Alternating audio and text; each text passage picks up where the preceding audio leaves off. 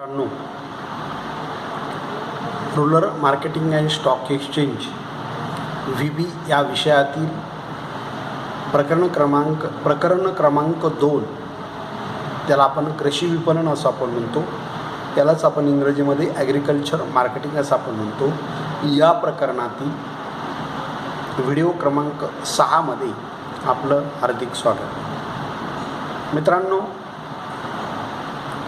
या व्हिडिओमध्ये आपण शेतमाल विपणन व्यवस्थेतील दुवे किंवा वितरण मध्यस्थांची साखळी कशा पद्धतीची असते याविषयीची चर्चा आपण करणार आहोत. मित्रांनो, शेतमालाचा उत्पादक असणारा शेतकरी आणि उपभोग घेणारा ग्राहक यामध्ये अनेक अंतर आहे. कारण शेतमाल हा शेतामध्ये तयार होतो, पिकतो, तो काही कुठल्या एका कारखान्यात तयार होत नाही.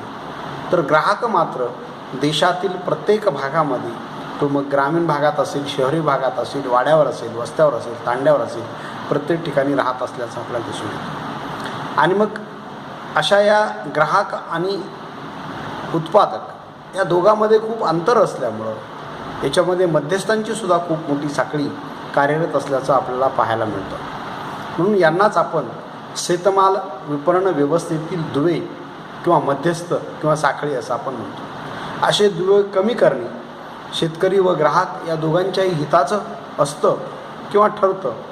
परंतु शेतीमालाच्या काही वेगवेगळ्या प्रकारच्या पद्धती आहेत, काही अडचणी आहेत, काही समस्या आहेत, काही मर्यादा आहेत. यामुळं ही दुवा किंवा ही मध्यस्थांची साखळी कमी करता येणं शक्य नसल्याचं आपल्याला दिसून येतं.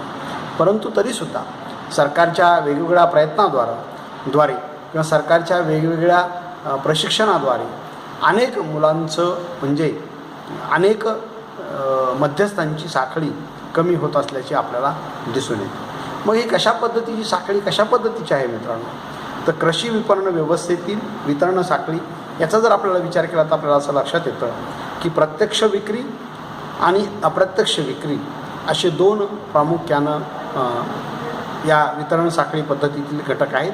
त्यातला पहिला घटक आहे प्रत्यक्ष विक्री. प्रत्यक्ष विक्रीमध्ये प्रत्यक्ष शेतकरी आणि ग्राहक या दोघांचीच यामध्ये म्हणजे एक उत्पादक आणि ग्राहक या दोघांची साखळी यामध्ये आहे. परंतु अप्रत्यक्ष विक्रीमध्ये मात्र खूप मोठ्या प्रमाणावर म्हणजे जवळपास 5 ते 6 प्रकारची साखळी असल्याचं आपल्याला दिसून येतं. त्यातलं पहिलं आहे उत्पादक म्हणजे शेतकरी. त्याच्याकडून माल ग्रामीण व्यापारी खरेदी करतो, ग्रामीण व्यापाऱ्याकडून माल घाऊक व्यापारी खरेदी करतो, घाऊक व्यापाऱ्याकडून माल किरकोळ व्यापारी खरेदी करतो आणि किरकोळ व्यापाऱ्याकडून माल पुन्हा ग्राहक खरेदी करतो. म्हणजे अशा पद्धतीची साखळी या पद्धतीमध्ये आहे. आपलं वाटलं तर मी तुम्हाला असा ही तक्ता दाखवतो की हा तक्ता कशा स्वरूपाचा आहे हे मग तुमच्या लक्षात येईल की या अशा स्वरूपाचा हा तक्ता आहे. हे तक्ता पाहिल्यानंतर तुमच्या असं लक्षात येईल की पहिल्यांदा शेतकरी मालाचं उत्पादन करतो, शेतकऱ्याकडून माल घाऊक व्यापारी खरेदी करतो, घाऊक व्यापाऱ्याकडून पुन्हा एखादा छोटासा आणखीन एक घाऊक व्यापारी माल खरेदी करतो, त्यानंतर किरकोळ व्यापारी माल खरेदी करतो आणि किरकोळ व्यापाऱ्याकडून प्रत्यक्ष म्हणजे ग्राहक वस्तूंची खरेदी करत असल्याचं आपल्याला दिसून येतं. ही एक झाली पहिली साखळी. दुसरा प्रकार आहे, दुसरी पद्धती आहे, साखळी आहे की उत्पादक, फिरता व्यापारी, घाऊक व्यापारी, किरकोळ व्यापारी आणि ग्राहक यांची एक साखळी असल्याचं आपल्याला दिसून येतं की उत्पादकाकडून फिरता व्यापारी माल खरेदी करतो, फिरत्या व्यापाऱ्याकडून घाऊक व्यापारी खरेदी करतो, घाऊक व्यापाऱ्याकडून किरकोळ व्यापारी खरेदी करतो आणि त्यानंतर त्याच्याकडून ग्राहक खरेदी करतो. मग हा फिरता व्यापारी कोण असतो? तर शेतकऱ्याच्या बांधावर किंवा शेतकऱ्यांच्या गावामध्ये जाऊन स्वतः तो फिरून वस्तूंची खरेदी करतो. आपल्याकडे आपण काही वर्षापासून पाहत असतो की आंध्र प्रदेशातील व्यापारी कापूस खरेदीसाठी ग्रामीण भागामध्ये गावामध्ये येत असल्याचं आपल्याला दिसून येतं. आणि मग ते जाग्यावरच त्याच गावामध्ये माल म्हणजे कापसाचं वजन करून घेतात आणि त्या ठिकाणी रोख स्वरूपात त्यांना पैसे देतात. म्हणजे अशा प्रकारची पद्धतीसुद्धा आहे. त्याच्यानंतर या फिरत्या व्यापाऱ्याकडून मग घाऊक व्यापारी माल खरेदी करतात, घाऊक व्यापाऱ्याकडून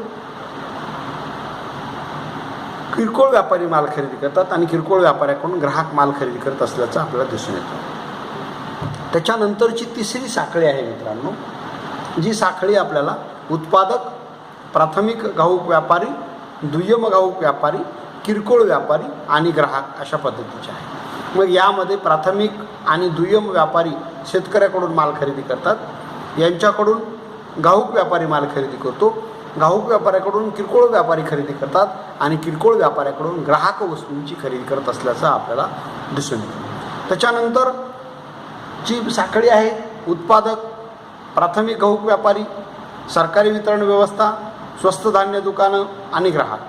यामध्ये आपण पाहतोय की उत्पादकाकडून प्राथमिक घाऊक व्यापारी माल खरेदी करतो, प्राथमिक घाऊक व्यापाऱ्याकडून शेतकरी आपलं सरकार खरेदी करतं माल, सरकार मग ते धान्य, अन्नधान्य स्वस्त धान्य दुकानांना देतं आणि स्वस्त धान्य दुकान ग्राहकांना वस्तूंची विक्री करत असल्याचं आपल्याला दिसून येतं. यामध्ये मध्यस्थ जरी साखळी वाटत असली तरी इथं मात्र किफायतशीर दरानं ग्राहकांना माल मिळत असल्याचं आपल्याला दिसून येतं. त्याच्यानंतरची साखळी आहे उत्पादक एकाधिकार खरेदी योजना. जसं की कापूस एकाधिकार योजना होती, आता नाही आहे. मागच्या वर्षी आपल्याला तूर एकाधिकार योजना सुरू केली सरकारने, किंवा तुरीचं खूप मोठ्या प्रमाणावर उत्पादन झालं तर सरकारने ती तूर खरेदी केली आणि मग अशा पद्धतीने एकाधिकारशाही पद्धतीनं तूर खरेदी केली आणि मग ती वितरण व्यवस्थेमार्फत पुन्हा ग्राहकांना पोहोचवण्याचं काम सरकार करत असतं, हे आपण पाहिलं. याच्यामध्ये आपण पाहतोय की यामध्ये कापूस फेडरेशन असेल, साखर कारखान्यांचं फेडरेशन असेल, सूतगिरण्या असतील, यासारख्या गोष्टींचा आपल्याला या ठिकाणी समावेश होतो. आणि यानंतरची याच्यातली शेवटची साखळी आहे उत्पादक, प्रक्रिया करणारी संस्था किंवा व्यक्ती, घाऊक व्यापारी, किरकोळ व्यापारी आणि उपभोक्ता. याच्यामध्ये आपण पाहतो की काही शेतमालावर प्रक्रिया केल्याशिवाय तो माल विकता येत नाही. जसं की तूर असेल, हरभरा असेल, तांदूळ असतील, यावर आपल्याला प्रक्रिया करावी लागते आणि मग हे प्रक्रिया करण्यासाठी शेतकऱ्याकडून प्रक्रिया करणारे म्हणजे कारखानदार किंवा व्यक्ती मालाची खरेदी करतात. त्यानंतर समजा असं करू की भाताचं पीक खरेदी केलं आहे कारखानदारांनी, त्यांनी त्याच्यानंतर त्याच्यावर प्रक्रिया करून भात तयार केला आहे, म्हणजे तांदूळ तयार केला आहे आणि हा तांदूळ मग ते घाऊक व्यापाऱ्यांना विकतात. घाऊक व्यापारी किरकोळ व्यापाऱ्यांना विकतो आणि किरकोळ व्यापारी ग्राहकांना या भाताची किंवा तांदळाची विक्री करत असल्याचं आपल्याला दिसून येतं. म्हणजे ही झाली म्हणजे या कृषी विपणन व्यवस्थेतील वितरण साखळी कशा पद्धतीची आहे ती आपण पाहिली. त्याच्यानंतरचा मुद्दा आहे मित्रांनो कृषी विपणनातील मध्यस्थ. कृषी विपणनातील मध्यस्थ कोण असतात, ज्याला मार्केटिंग एजन्सीच आपण म्हणतो.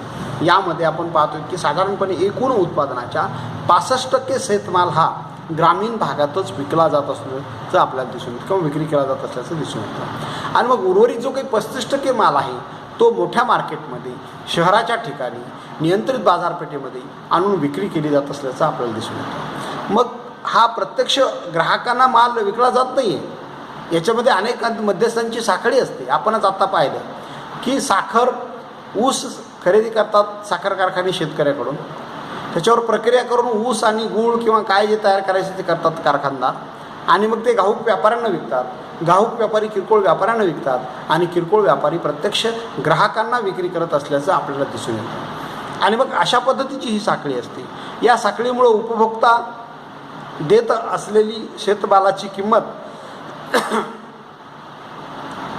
शेतकऱ्यांना मिळणारी किंमत यामध्ये बरीच तफावत असल्याची दिसते. त्याचे कारण काय आहे की मध्यस्थांची साखळी जेवढी वाढते तेवढा प्रत्यक्ष ग्राहकांना सुद्धा कमी किमतीला माल मिळत नाही आणि उत्पादकाला सुद्धा मात्र पुरेशी किंमत मिळत नाही, कारण हे मध्यस्थ स्वतःचा जास्त फायदा करून घेतात, हे आपण आपल्याला पाहतो. मग याच्यामध्ये शेतमाल विपणनाचं कार्य करत असलेले मध्यस्थ नेमकं कोण असतात, त्यातला पहिला मध्यस्थ आहे ग्रामीण व्यापारी, ज्याला आपण व्हिलेज व्यापारी असं आपण म्हणतो. हा ग्रामीण व्यापारी ग्रामीण भागात सर्वत्र प्रचलित असतो. तो आठवड्याच्या बाजारामध्ये किंवा शेतकऱ्यांच्या घरी जाऊन किंवा शेतकऱ्यांच्या शेतामध्ये जाऊन मालाची खरेदी करण्याचं काम करतो. हा व्यापारी ग्रामीण भागातच राहत असल्यामुळं त्याला प्रत्येक गोष्टींची माहिती असते. शेतकरी त्याच्यावर विश्वास ठेवतो आणि हंगामामध्ये त्याला वस्तूंची विक्री करून तो माल हा व्यापारी माल खरेदी करतो. मग त्याच्या स्वतःच्या क्षमतेवर माल खरेदी करतो. अशा रीतीने कमी किमतीत खरेदी केलेला शेतमाल त्यांच्या किमतीत वाढ होताच घाऊक व्यापाऱ्यांना तो माल विकतो. म्हणजे शेतकऱ्याकडून तो माल खरेदी करतो कमी किमतीला, कमी दराने आणि मग तो घाऊक व्यापाऱ्यांना विक्री करण्याचं काम करतो. त्याला आपण व्यापारी असं आपण म्हणतो. त्याच्यानंतरचा दुसरा जे काही मध्यस्थ आहे तो आहे फिरता व्यापारी. तो प्रत्येक आठवडी बाजारामध्ये जातो. तो काही त्या गावचा नसतो. तो त्या गावामध्ये गेल्यानंतर शेतकऱ्यांची भेटी घेतो. शक्य झाल्यास शेतकऱ्यांच्या शेतावर जातो आणि त्या ठिकाणी माल खरेदी करण्याचं काम करतो. तो हा फिरता व्यापारी गावोगावी फिरून शेतमालाची खरेदी करतो आणि मग खरेदी केलेली हा माल तो नंतर मोठ्या व्यापाऱ्याला किंवा घाऊक व्यापाऱ्याला विक्री करण्याचं काम करत असल्याचं आपल्याला दिसून येतं. त्याच्यानंतर तिसरं आहे तोलारी किंवा मापाडी. बाजारात शेतकऱ्यांनी किंवा व्यापाऱ्यांनी विक्रीसाठी आणलेल्या मालाचं व्यवस्थित माप करून देण्याचं काम या आडत्याला किंवा बाजार समितीने नेमलेल्या व्यक्तींना तोलारी किंवा मापाडी असं आपण म्हणत असतो. म्हणजे शेतकऱ्यांनी बाजारामध्ये आणलेला माल त्याचं योग्य माप करून देण्याचं काम हा मापाडी किंवा तोलारी करत असतो. मापाडी बऱ्याच वेळेला ग्रामीण भागातील शेतमालाचे नमुने जमा करून तो शहरातील घाऊक व्यापाऱ्याकडे पाठवतो आणि मग घाऊक व्यापारी त्या वस्तूला किती भाव द्यायचा, किती काय करायचं आणि त्याप्रमाणे तो माल खरेदी करतो. मग हे सगळं वजन करून देण्याच्या मोबदल्यात या व्यापाऱ्याला कमिशन मिळत असतं किंवा घाऊक व्यापाऱ्याकडून हे कमिशन त्याला मिळत असतं. त्याच्यानंतर आडत्याचे पुन्हा 2 प्रकार आहेत. आडत्यामध्ये पहिला आडत्या आहे कच्चा आडत्या.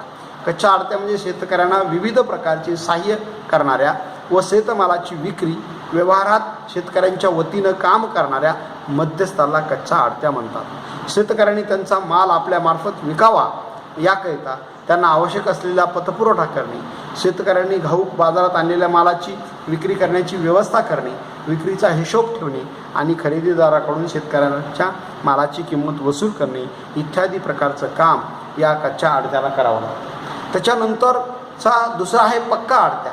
मग हा काय करतो? हा पक्का आडत्या घाऊक बाजारात शेतकऱ्यांची केलेली खरेदी घाऊक व्यापारी, कारखानदार, आयातक, निर्यातक यांना विक्री करण्याचं काम करतो आणि मग हा त्यांच्या वतीनं कार्य करतो.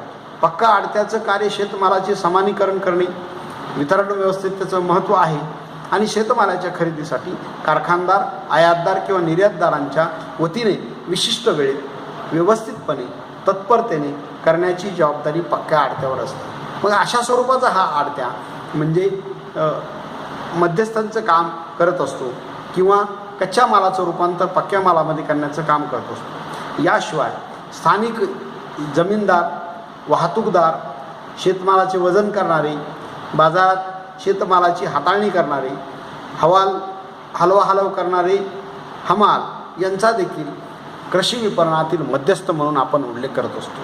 त्याचं कारण असं आहे की या सर्वांचं सुद्धा काही महत्त्व कमी नाही. त्याचं कारण एका ठिकाणून माल दुसरीकडे ठेवणे, मालाचं वजन करत असताना हमालच एका ठिकाणून माल दुसरीकडे हलवतात. त्याचबरोबर वाहतूक करणारे ट्रॅक्टर असतील, ट्रक असेल किंवा आणखीन काही वेगळ्या प्रकारची साधनं असतील त्यांचाही मध्यस्थांची भूमिका असते. त्याचबरोबर स्थानिक आडत्या जो आपल्याकडून वस्तूंची खरेदी करतो आणि ग्राहकांना विक्री करण्याचं काम करतो, अशा घाऊक व्यापाऱ्यांना माल विक्री करण्याचं काम हा स्थानिक जमीनदार किंवा स्थानिक आडत्यासुद्धा करत असतो. हा सुद्धाच कृषी विपणनातील मध्यस्थ असल्याचा आपल्याला दिसतो. त्याचबरोबर बाजारात शेतमालाची हाताळणी किंवा हलवाहलवी करणे याचासुद्धा उपयोग म्हणजे कृषी विपणनातील मध्यस्थ म्हणून होत असल्याचं आपल्याला दिसतो. म्हणजे कृषी विपणनामध्ये अनेक मध्यस्थ आहेत.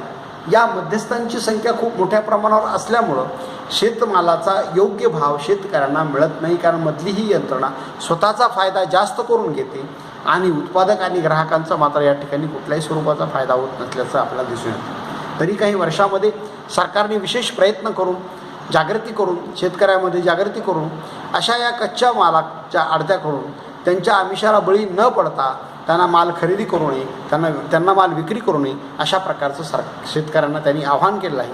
तरीसुद्धा शेतकरी हा अतिशय अडचणीमध्ये असतो. माल पिकल्यानंतर त्याला आर्थिक गरज असते आणि त्याला जास्त वेळ थांबणं शक्य नसतं, म्हणून तो ताबडतोब पटकन माल विकून टाकत असतो. म्हणून आपण ही एक बाब समजून घेतली पाहिजे की शेतकऱ्यांची जीवनशैली ही अत्यंत म्हणजे अडचणीमध्ये असते. कारण त्याचं कारण असं आहे की पाऊस पडेलच का नाही,